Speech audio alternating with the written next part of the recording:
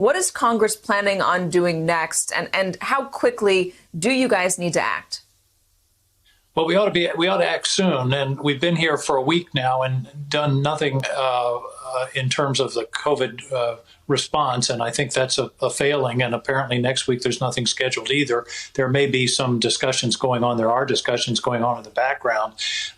People are trying to put together what the next package should look like. One of the things, Katie, that is very important and somewhat contentious is help to the states.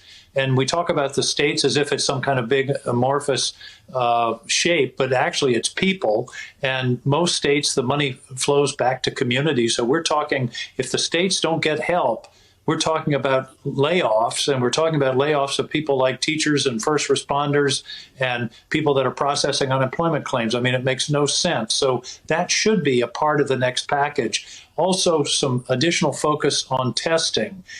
Katie, the numbers today are awful, and the economic impact is awful.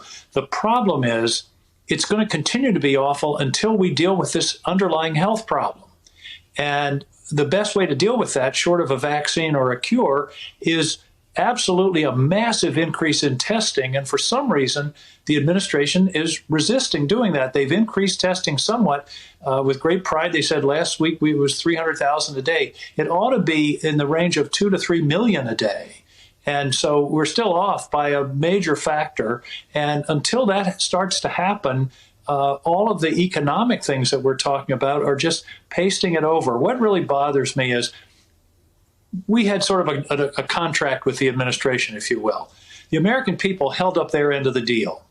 We shut down. We took time off. We self-isolated. We did all those things. But for 2 months, we haven't had a consistent plan. The only thing consistent about the plan is it's inconsistent. And we haven't had this expansion of testing, which everybody says is critical in order to bring this thing under control. So, yes, we're talking about more, but a lot of the activity should be taking place at the White House. And then I just read the CDC guidelines that were killed. Somebody said they were too prescriptive. Whoever said that didn't know what prescriptive meant. Prescriptive means they were rules. They weren't rules. They were recommendations, really well written, very thoughtful. And this administration is even denying people advice about what the best practices are. Hey there, I'm Chris Hayes from MSNBC. Thanks for watching MSNBC on YouTube. If you want to keep up to date with the videos we're putting out, you can click subscribe just below me or click over on this list to see lots of other great videos.